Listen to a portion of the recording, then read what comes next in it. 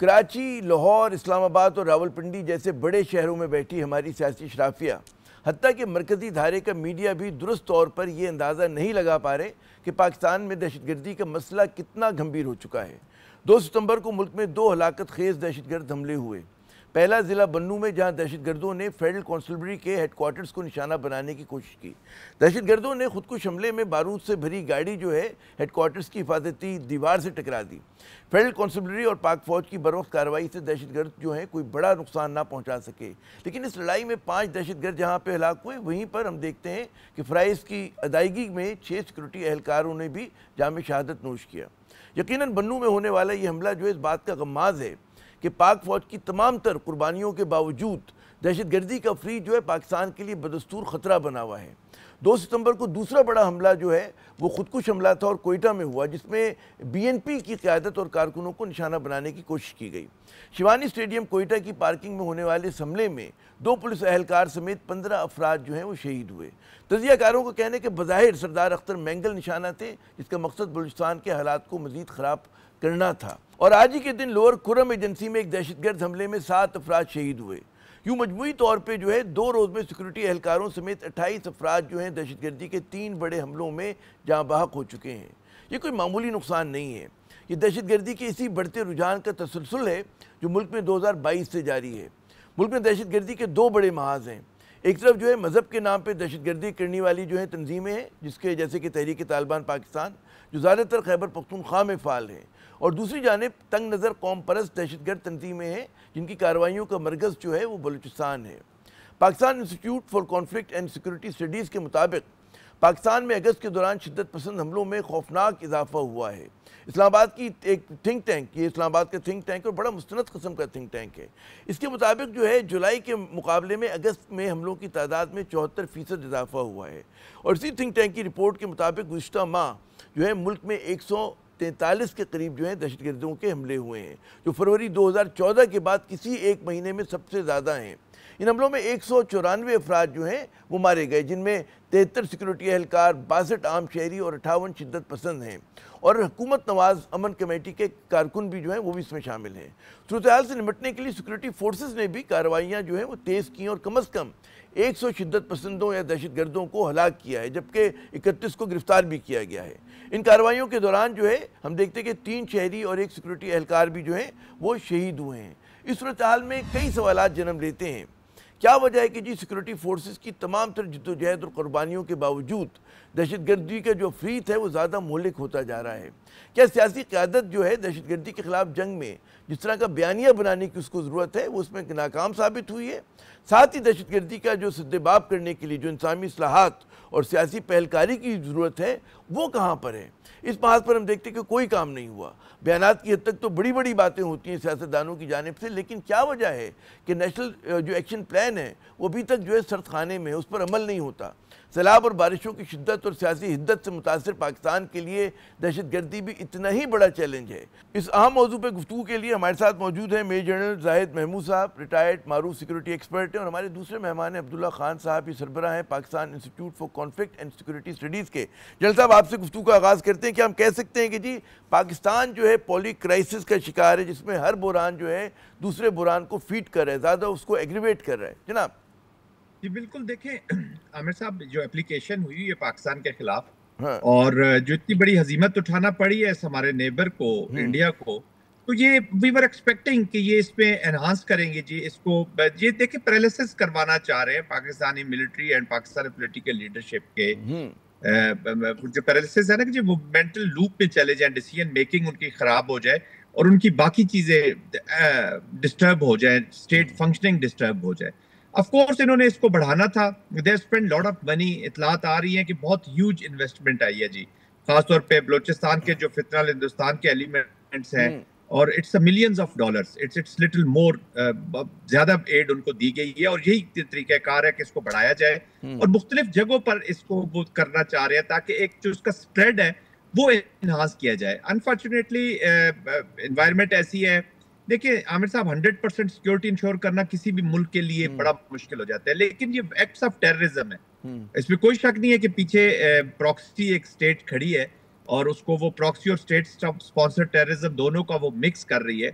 तो इस कॉन्टेक्स्ट में इन्होंने इंक्रीज तो होना था जी, और एक पे करनी पड़ रही है पाकिस्तान को कास्ट, बट स्टिल आई से कि जहां तक हमारा सिक्योरिटी फोर्सेस का या जो रिस्पांस जाना है इन दी मिलिट्री डोमेन कह लें या सिक्योरिटी फोर्सेस, तो वो जाएगा जी, और जा भी रहा है। बलोचिस्तान में तो बहुत ही कामयाब ऑपरेशंस हो रहे हैं, फिर intelligence based operations Khyber Pakhtunkhwa में हो रहे हैं। यस, ये वाकयात होते रहेंगे, उसकी वजह ये है कि it is not only one place ही, अफगानिस्तान है, पाकिस्तान के अंदर लोग बैठे हुए हैं, इलीगल जो माफिया है, जो इलीगल स्पेक्ट्रम के साथ जुड़ा हुआ है, वो भी इसमें शामिल हो गया। और ये तो अब फ्रेंचाइजेज है, बहुत सारे फैक्टर्स हैं।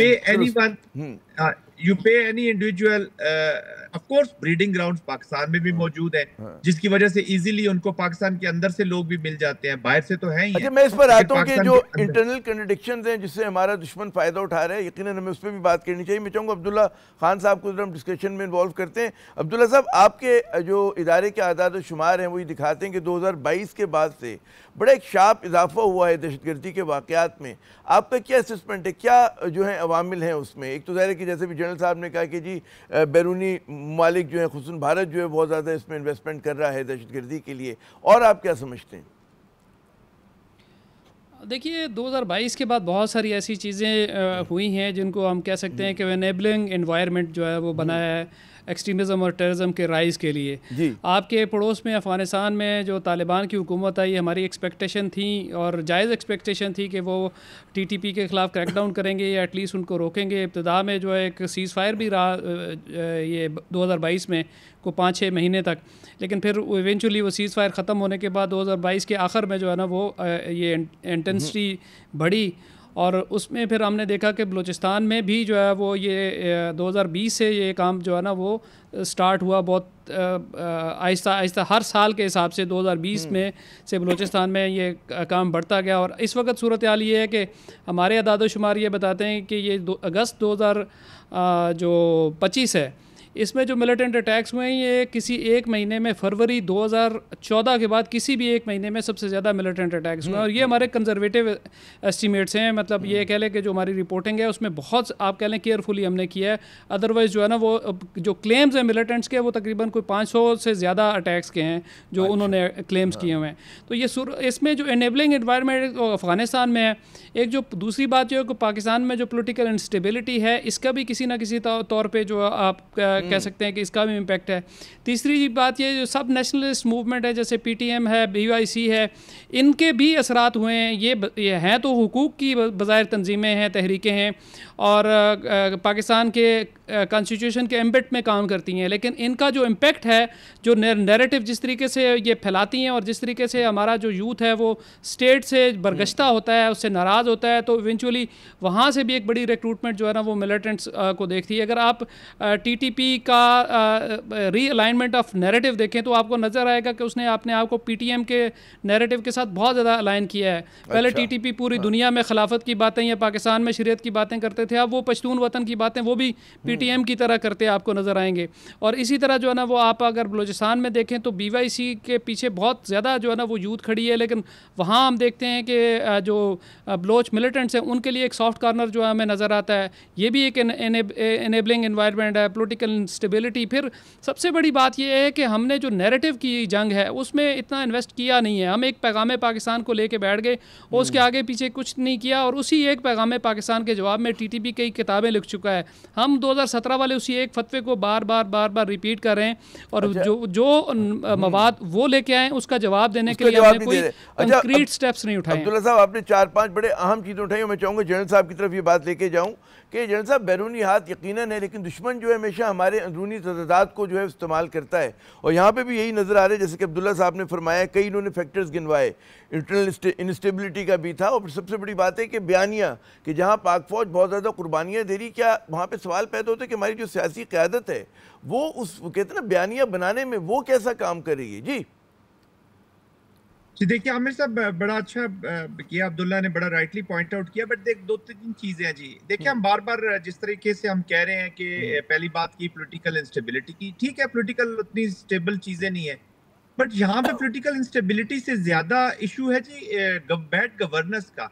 पॉलिटिकल इंस्टेबिलिटी देखिए ना, चारों सूबाई हुकूमतें कायम है, फेडरल गवर्नमेंट कायम है, अपोजिशन इन प्लेस है, सेनेट अपना फंक्शन कर रही है, तो पॉलिटिकल सिस्टम तो है ना, पॉलिटिकल इंस्टेबिलिटी होती है, जैसे अफगानिस्तान में है जी, एक वॉर ग्रोन जो है ऑफ कोर्स इफेक्ट करती है। मैं इससे को बिल्कुल वो नहीं कह रहा कि ये इफेक्ट ही करती है, लेकिन हैविंग सेड दैट गवर्नेंस के इश्यूज है। अभी देखे ना कुर्रम में जी आपने गवर्नेंस का बोला, मैं एक जुमला कह दूं अगर इजाजत दें, कि लोग कहते हैं कि वो आपने बिल्कुल कहा कि जी ज़ाहिर है Pakistan is not a banana Republic, हमारी इंस्टीट्यूशंस तो काम कर रहे हैं, लेकिन जो हुकूमतें हैं उनकी क्रेडिबिलिटी का एक सवाल है, और उसी से फिर जुड़ा हुआ जो आप फरमा रहे हैं कि जी गवर्नेंस का क्राइसिस आ जाता है। जनाब देखिए आमिर साहब, it's not an ideal democracy या आइडियल वो चीजें नहीं है, मैं तो मान रहा हूँ, मैं तो इस चीज को मान रहा हूँ, लेकिन हैविंग सेड दैट लोग तो बैठे हुए हैं ना जी, और पॉपुलर अभी देखिए, अभी आप पीटीआई का चले, लेट्स टॉक पीटीआई की बात करते हैं, तो हम खैबर पख्तूनख्वा में उनकी हुकूमत तो बैठी हुई है, और ऑनेस्टली बताऊं कि on ground they are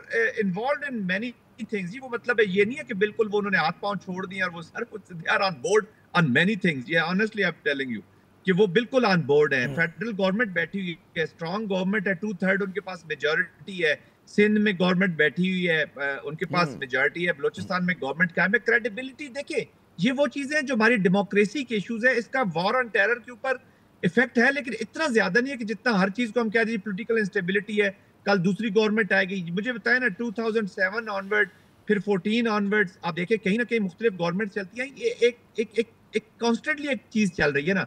president Musharraf साहब आपको याद होंगे, जब प्रेसिडेंट मुशर्रफ ये लाल मस्जिद का वाकयात हो रहे थे जिन दिनों में, तो शुरू में सब ने कहा जब प्रेसिडेंट मुशर्रफ छोड़ देंगे, सदारत छोड़ देंगे, या जब आर्मी का यूनिफॉर्म उतार देंगे, तो जो ग्रीवियंसेस हैं, गुस्से हैं, वो लोगों के खत्म हो जाएंगे और बिल्कुल सेटल हो जाएगा। काम उससे ज्यादा बढ़ गया। तो this is a serious application, AO BO CO DO जो भी आएगा, देखिएगा ये चीजें एप्लीकेशन होती रहेंगी। अब्दुल्ला साहब ने दूसरी बड़ी सही आइडेंटिफाई की बात कि जी ये PTM के ज्यादा नजदीक हो गए थे, उसी तरह हो गए थे, इसलिए कि वो शरीयत का आइडिया जब बिका नहीं, तो इन्होंने एक लसानी रंग अख्तियार करने की कोशिश की, और कोई जो हकूक की जंग जैसे बलोचिस्तान में है, ये पख्तून हकूक की तरफ चले गया कि चले अब इससे फायदा उठाया जाए। There are serious mind behind these movements. ये ऐसे रगड़ पहाड़ों से उठ के लोग नहीं लड़ना शुरू हो गए या अफगानी लड़ना शुरू हो गए। There is a thinking, deep thinking है, डीप थिंकिंग की एक और जो ख्याल आ रहे हैं, इससे पहले मैं आप चाहूंगा एक क्विक इसका जवाब दे सके। एक जो बात लोग ये करते हैं कि जी पॉलिटिकल क्योंकि महाजराई बहुत ज़्यादा हो रही है, सियासी महाजराई बहुत ज़्यादा है, तो हुकूमत का जो फोकस है वो हट जाता है। पाक फौज अपना काम करी, सिक्योरिटी एजेंसीज अपना काम करी, जो इन्होंने बात की थी बड़ी अहम अब्दुल्ला साहब ने कि जी नैरेटिव बनाना वो तो सियासी हुकूमतों का काम होता है, लेकिन जब आपका ज़्यादा जोर होगा कि जी जो एक मेन स्ट्रीम हिज़्ब इख्तिलाफ है उसको आपने वो करना है, गिराना है, तो आपका वो जो काम है जो फौज की सपोर्ट में आपको करना चाहिए वो आप नहीं कर पा रहे। बिल्कुल आई एग्री। जो पॉलिटिकल ओनरशिप की मैं बात कर रहा हूँ ना, हाँ, ये पॉलिटिकल ये ओनरशिप के आप इश्यूज आ गए। अब ये ओनरशिप ऑफ द वॉर है, इनको ये समझने की जरूरत है कि जो वॉर है दिस इज आल्सो जो मिलिट्री एप्लीकेशन है, ये भी एक पॉलिटिकल एक्टिविटी है ना। पॉलिटिकल एक्टिविटी बड़ी आम बात आपने की जी, पॉलिटिकल ओनरशिप लेनी है। अब्दुल्ला साहब आपने भी कहा कि जी दो जो है महाज नजर आ रहे हैं दहशतगर्दी के। KP के महाज में जो है एक गालिब रंग मजहब का है, तहरीक तालिबान पाकिस्तान जो है वहाँ पर फाल है, यहाँ पे जो है बलूचिस्तान में जो है तंग नज़र कौम परस्ती है। कॉमन क्या है इनमें, इश्तराक क्या है, कहाँ पर है क्या कि नहीं? देखिए इश्तराक जो है ना वो तो स्पॉन्सरशिप है, जो हमारे जो दुश्मन है उनकी तरफ से जो स्पॉन्सरशिप है वाज़े तौर पे इंडिया की तरफ से वो इश्तराक है। आपको कम्युनलिटी मिलती है कि वो वहाँ पे अगर स्नैप चेकिंग करते हैं, रोड ब्लॉक करते हैं, ब्रीफली अपीयर होते हैं कि किसी टेरिटरी पे कब्जा कर लिया, बिल्कुल बैन ही आपको इधर जो है ना डेरा इस्माइल खान टांक वगैरह में भी मिलेगा। सेम काइंड ऑफ टैक्टिक्स हैं, सेम काइंड ऑफ वेपन्स हैं, सेम काइंड ऑफ स्ट्रेटजीज़ हैं, वो सारी तारें एक जगह से हिल रही हैं। वो तो एक चीज़ कॉमन है। एक चीज़ में पॉलिटिकल इंस्टेबिलिटी के कॉन्टेक्स्ट में कहूँगा, अभी रिसेंटली मैंने बलूचिस्तान का दौरा किया, वो 2 हफ्ते मैंने वहाँ पे गुजारे। बलूचिस्तान में गुज़श्ता 2013 से अब तक ये 6ठे वज़ीर आला हैं, ठीक है, और किसी वज़ीर आला ने वहाँ पे जो है ना वो अपना टेन्योर पूरा नहीं किया, किसी को करने भी नहीं दिया गया। हर वक्त बलूचिस्तान की असम्बली में 3-4 बंदे जो है ना वज़ीर आला के उम्मीदवार होते हैं, इंटरवेंशंस भी हुई, और फिर हमने देखा कि इवेंचुअली जो है ना वहाँ पे अगर डॉक्टर मालिक का दौर देखा जाए, that was the best. Doctor मालिक 2013 में आए, 2013 से लेके 2017 तक हमने देखा 3,500 मिलिटेंट्स ने जो है ना वो हमारे डाटाबेस के मुताबिक और as per the government of Balochistan claim, और वो सेरेमनीज भी हुई, और जनरल साहब को भी पता होगा, 3,500 3,000 मिलिटेंट्स ने सरेंडर किया था। वो उसके बाद जो है ना, वो आप देखें कि एक वज़ीर आला आ रहा है, दूसरा जा रहा है, एक आ रहा है, दूसरा जा रहा है। अभी सरफराज बुगटी साहब हैं, उनके सर पर भी 2-3 तलवारें लटकी हुई हैं। तो वहाँ पे बलूचिस्तान के कंटेक्स्ट में ये पॉलिटिकल स्टेबिलिटी, मेरा मतलब ये है कि कोई गवर्नमेंट आए, काली चीटी, पीटीआई, नून लीग, हुएवर, उसको 5 साल पूरे करने दिए जाएं ताकि जो है ना वो एक कंटिन्यूटी आए। बलूचिस्तान के कंटेक्स्ट में ये पॉलिटिकल इंस्टेबिलिटी बहुत बड़ा फैक्टर है। और फिर जो लोग आए हैं उनकी लेजिटिमेसी बहुत बड़ा फैक्टर है, उनके ऊपर बहुत बड़े सवालिया निशान है। लोग कहते हैं कि ये किसके नुमाइंदे हैं।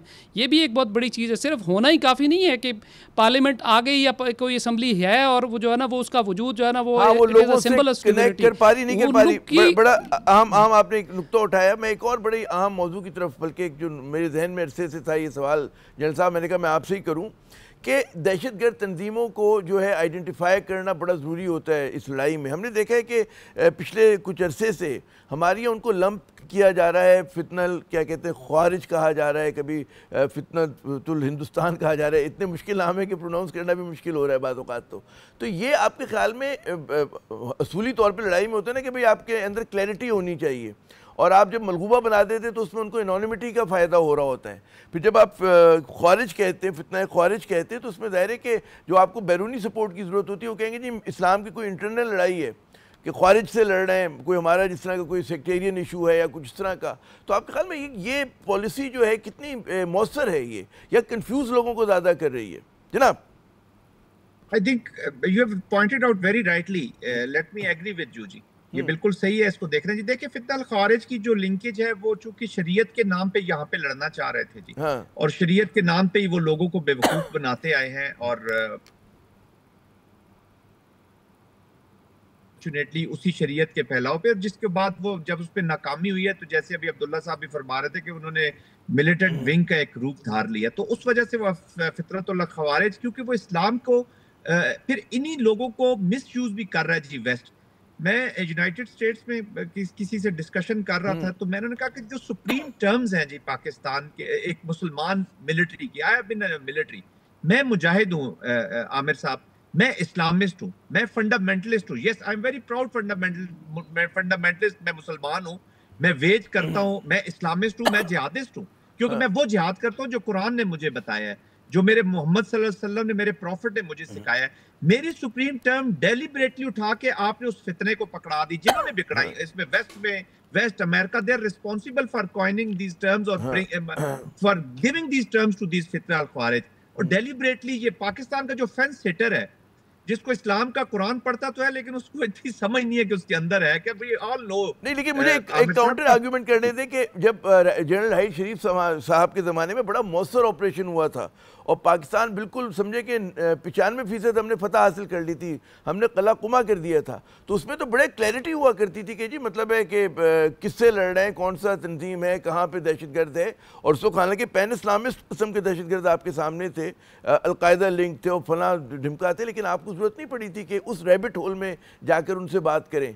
आप पाकिस्तान अपना एक बड़ा बयानिया बनाता था एज ए स्टेट और बड़ा इफेक्टिव रहा था। और अब हम देख रहे हैं कि जब से ये बयानिया चल रहा है पिछले 2-3 साल से, तो हमारा इफेक्टिवनेस उतनी नहीं रही जनरल साहब जी। नो आमिर साहब, माजरत के साथ क्लैरिटी अब भी है जी। जो फील्ड में लोग हैं, जो मैं अभी भी इस वक्त ट्रैवल करके वापस आ रहा हूँ, रिसेंटली मेट कुछ 4-5 घंटे पहले मैं यंग ऑफिसर से मिल के आ रहा हूँ, अराउंड 30-35 के करीब, जो मुख्तलिफ जगहों पे डिप्लॉयड हैं, वो कहीं इकट्ठे हुए थे। तो मैं उनसे, they have extremely, they are very clear जी कि किसके साथ वो लड़ रहे हैं। अभी थोड़ी सी इंटेंसिटी इसलिए भी बढ़ी है कि अभी ऑपरेशन संदूर के बाद और अफगानिस्तान की सिचुएशन डिफरेंट हुई। $7 बिलियन एमिनिशन, वेपन। फिर अफगानिस्तान में पहले डॉलर आ रहा था आमिर साहब, वो जो सिविल कॉन्ट्रैक्टर चाहे नेटो के हो, चाहे 27,000 के करीब तो सिविल कॉन्ट्रैक्टर्स हैं, वो पैसे वैसे दे देते थे इन लोगों को, उस एरिया में जरा अमन शमन हो जाता था। फिर $47 मिलियन हर वीक आता रहा अमेरिका से। अब वो डॉलर हो गया कम, तो इसलिए तो लड़ना है, और इसको और काम कौन सा आता है मुझे बताएं, इसलिए और क्या करना है। अच्छा, मुझे इजाजत है, मैं जाऊं अब्दुल्ला साहब से भी इस चीज के ऊपर ले लूं। अब्दुल्ला साहब, ये जो हिकमत अमली आपके क्या राय है इस बारे में? देखिए, ये जो फितनतुल ख़वारिज की इस्तिलाह इस्तेमाल की, जो ऑफिशियल नोटिफिकेशन वजारत दाखिला की तरफ से हुआ था, वो अजीब व गरीब नोटिफिकेशन था। उसमें कहा था कि तहरीक तालिबान पाकिस्तान को हम फितनतुल ख़वारिज कहेंगे। तो मेरा सवाल था कि अलकायदा फिर क्या है, दाइश क्या है, ये लश्कर इस्लाम क्या है, हाफिज़ुल बहादुर ग्रुप क्या है? या तो सबको कहते हैं, क्योंकि ख़वारिज तो सब हैं। जो मुसलमान किसी हुकूमत के ख़िलाफ़ खुरूज करता है वो खारजी है और उसको ख़वारिज कहना चाहिए। अब आपने एक ग्रुप के बारे में नोटिफिकेशन जारी कर दिया। अब जो आपने कहा उसका फ़ायदा TTP को यह हुआ कि भाई वो कल किसी को कह सकता है गुमराह करने के लिए हम तो ख्वारिज नहीं है, वो दूसरे वाले को हुकूमत ने कहा है। ये क्लैरिटी फ़ौजी हजरात, हमारे जो भाई फ़ौजी हैं, उनमें बिल्कुल है। इसमें चाहे ये फितनतुल ख़वारिज होता या ना होता, उनमें क्लैरिटी है। असल मसला ये है, हमने बचाना अपने उस यूथ को है जो उनकी तरफ अट्रैक्ट हो जाता है, उनके नैरेटिव की तरफ, उसको भी बचाना ज़रूरी है ना। और ये फितनतुल हिंदुस्तान, नो डाउट के बलूचिस्तान में भी और KP में ये सारे का सारा ही फितनतुल हिंदुस्तान है।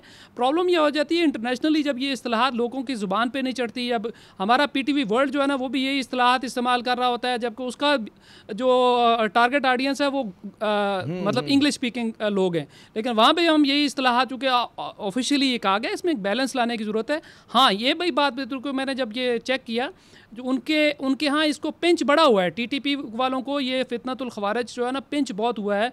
और उन्होंने इसका जवाब देने के लिए बहुत एफ़र्ट्स भी किए हैं और बड़ा कहा कि हम ख़वारिज नहीं हैं। और इस दौरान मुफ्ती नूर वली ने सर्टन अहकामात ऐसे भी जारी किए कि उन्होंने जो है ना, वो पहले पाकिस्तानी फ़ौज को मुर्तद कहते थे। उस ऑफिशियल ये हुआ, डिक्री आया कि भाई इनको मुर्तद नहीं कहना, कि ये इस्तिलाहात चूँकि ख़वारिज इस्तेमाल करते हैं तो हम ख़वारिज के साथ अपने आप को आइडेंटिफाई नहीं करते। ये बात नहीं है कि इसका फ़ायदा नहीं हो, इसका फ़ायदा भी हुआ। लेकिन एक नैरेटिव में जो बैलेंस है वो कम्प्रीहेंसिव होना चाहिए। उसमें बहुत सारी चीज़ें जो अभी हमें करनी है। जो लोग बारीकियों को नहीं समझते, आम पाकिस्तानी भी नहीं समझते इन तमाम चीज़ों को, तो उसके लिए गालिबन ज़रा सा मुश्किल हुआ है। ये इस दहशतगर्दी के शुबे में मज़ीद तफसील से मेरे ख्याल में बात करने की ज़रूरत है, लेकिन इंशाल्लाह फिर कभी। बहुत बहुत शुक्रिया जनरल जाहिद महमूद साहब आपको और अब्दुल्ला खान साहब आपका कि अपना आपने कीमती वक्त दिया। नाज़रीन, यहाँ पे एक वक्फ़ा लेते हैं, वक्फ़े के बाद जब हम दोबारा हाजिर होंगे तो कुछ हम बात करते हैं, सैलाबों की सूरत हाल पर भी बात करेंगे, और जो पाकिस्तान में सियासी हिद्दत है, यानी कि सैलाबों की शिद्दत है और उसमें सियासत में हिद्दत है, उस पर बात करेंगे, लेकिन वक्फ़े के बाद। तो जनाब, सैलाब हो, दहशत गर्दी हो, कमज़ोर मईशत हो या सियासी महाज़ाराई, पाकिस्तान जो है बुरहानों में घिरा हुआ है। और इसीलिए जो है मतलब जदीद सियासत के जो तालिब इल्म है वो ये कहते हैं कि जी पाकिस्तान जैसे मुल्क को जो है पॉली क्राइसिस का सामना है, कि जहाँ पर एक बुरहान जो है वो दूसरे को फीड कर रहा है, दूसरे को मजबूत कर रहा है। और इन तमाम मसाइल के बावजूद, मैं कहूँगा गंभीर मसाइल के बावजूद, जो है हमारे अहले सियासत के उसी तरह का जो है चलन है, उसमें कोई तब्दीली नहीं हो रही है। इन चैलेंजेस से कैसे निकला जा सकता है, इन चैलेंजेस का हमारी सियासत पे क्या असर पड़ा, और हमारी सियासत का इन चैलेंजेस को एग्रीवेट करने में, ख़राब करने में जो है क्या किरदार है। बात करने के लिए हमारे साथ मौजूद हैं अल्लामा राजा नासिर अब्बास साहब, सरबराह मजलिस वहदतुल मुस्लिमीन के। बहुत बहुत शुक्रिया राजा साहब अपना कीमती वक्त देने का। अमूमन हमने देखा है कि जी जब कौमी चैलेंजेस बहुत ही गंभीर होते हैं तो सियासत को ऊपर से पुश डाल दिया जाता है, लेकिन हमारी तरफ हम देखते हैं, चाहे हिज़्ब इख्तिलाफ हो चाहे हुकूमत हो, उसका जो चलन है राजा साहब हम मुझसे बेहतर जानते हैं, वो वैसे ही है।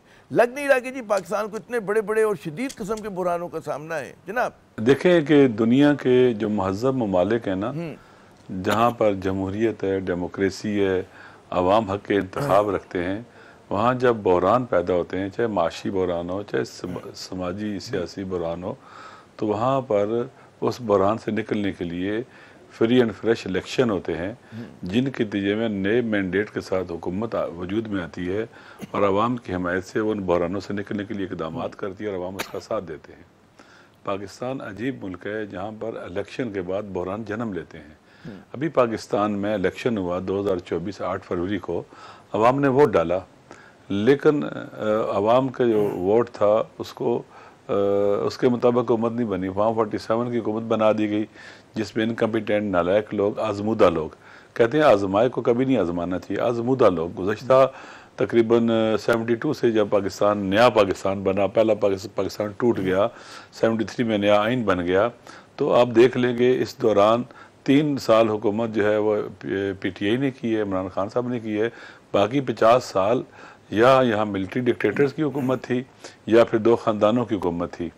तो इस दौरान जब आप देखते हैं कि लोग जो है उनके इंटरेस्ट का जो कन्फ्लिक्ट होता है, पाकिस्तान मुल्की इंटरेस्ट और अवाम के मफादात और उनके हुक्मरानों के अपने मफादात का जो एक आपस में कन्फ्लिक्ट होता है, आपस में आपका कॉन्ट्रडिक्ट कहने करते की हैं, जो तो वहाँ पर फिर ये अपने बकौल मफादात को आपके- तरजीह देते हैं। बकौल आपके आप देख लें, क्योंकि हुकूमत इनको की देख लें credibility नहीं है। कि लिहाजा लिहाजा लिहाजा हुकूमती इदारे कमज़ोर होते जाते हैं।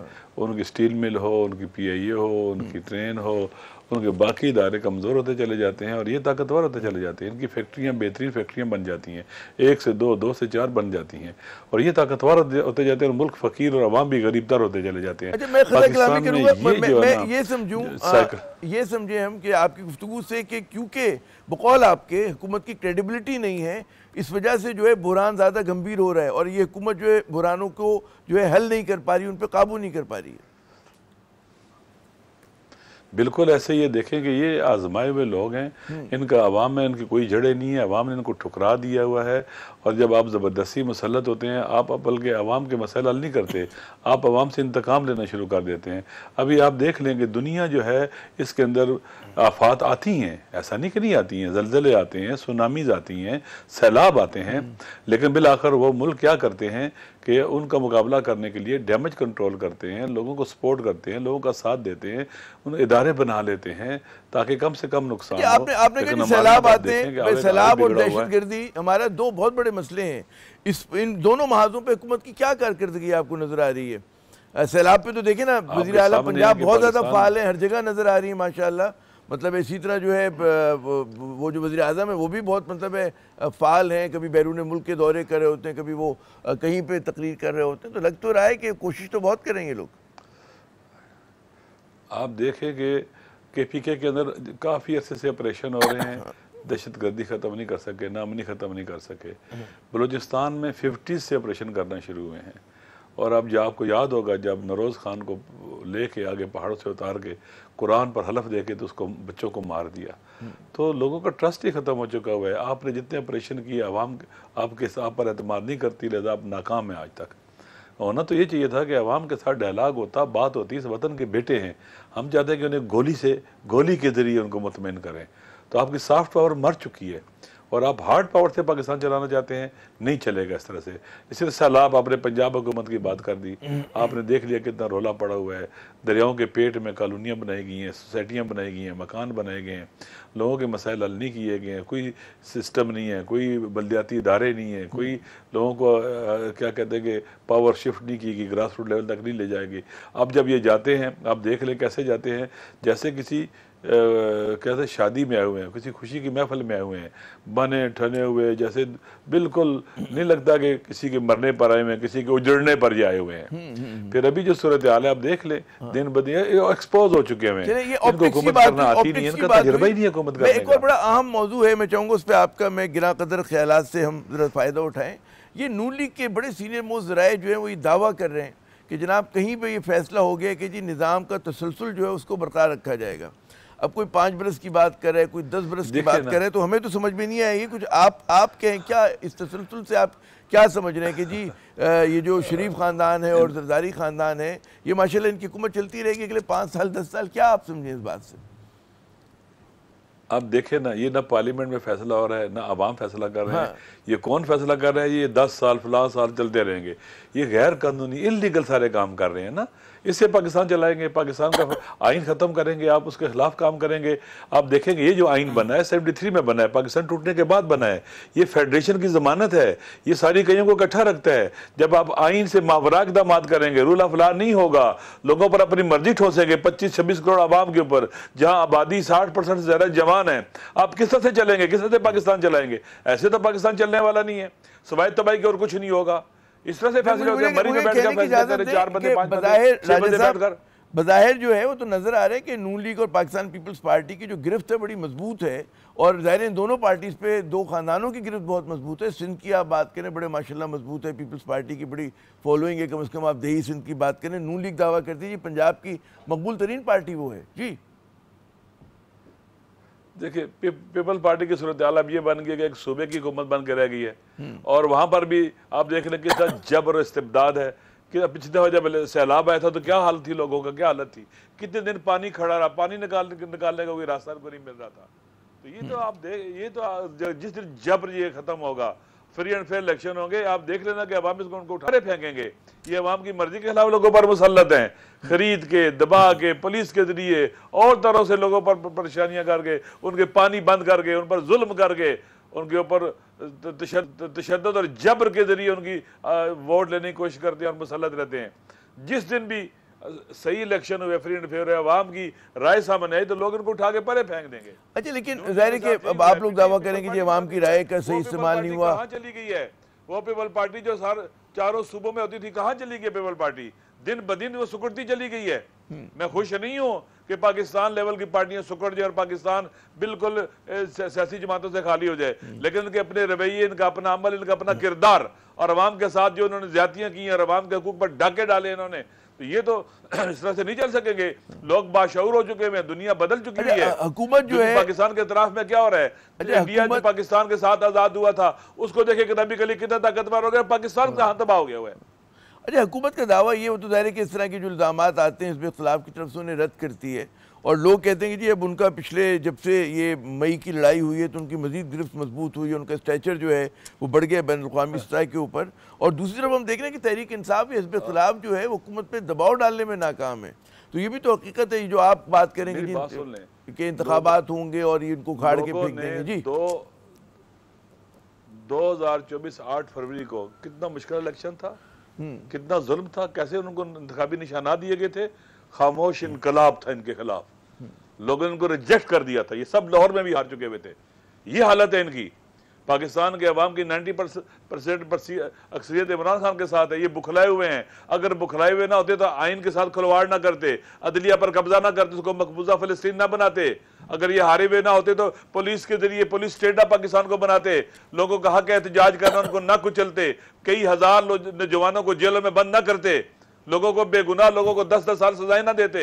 ये अगर ये वाकई की ग्रिप मजबूत थी तो ये ग्रिप इसको मजबूत कहते हैं। ये तो डरे हुए, सहमे हुए, बुखलाए हुए लोग हैं, इक़्तिदार के भूखे लोग हैं।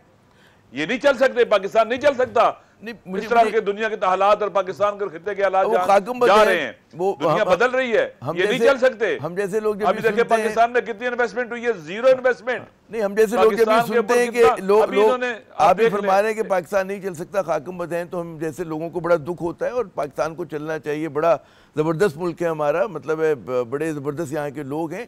ये बताइए कि एक ज़ाहिर के जहाँ हुकूमत की कमज़ोरियाँ हैं वहाँ हिज़्ब खिलाफ को भी हमें स्पॉटलाइट में लाना चाहिए कि हिज़्ब खिलाफ अरसे से कोशिश करिए ग्रैंड अपोजिशन अलायंस की, लेकिन नाकाम हो रहे हैं आप लोग नहीं बना पा रहे। हुकूमत पे तरकीद आपकी अपनी जगह बिल्कुल सर आंखों पे। जी, मेरी बात सुन लें। पहली बात यह है कि ये लोग पाकिस्तान को तबाही बर्बादी की तरफ लेके जा रहे हैं। पाकिस्तान के अवाम नहीं चाहते पाकिस्तान तबाह हो।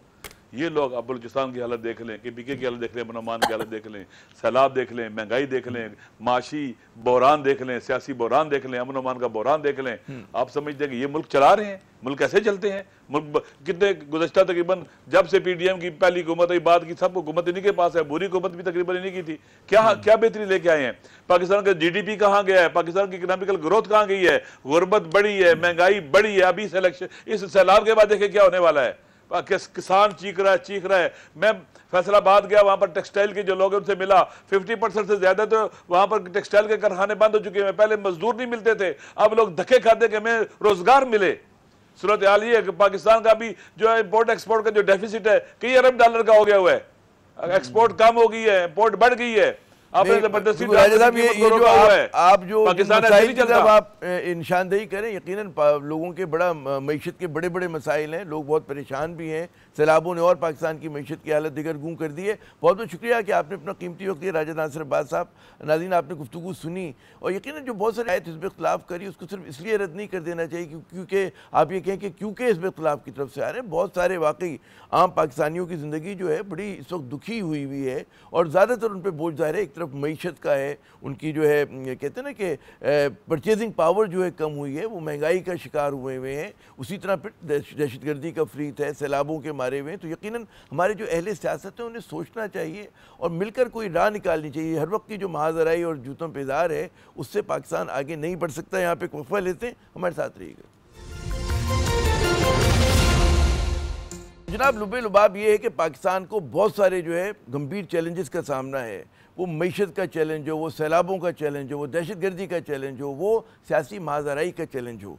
लेकिन दानाओं का कहना है कि जी अगर आपको इन तमाम चैलेंजेस को जो है इनसे निपटना है तो उसका पहला कदम क्या होगा।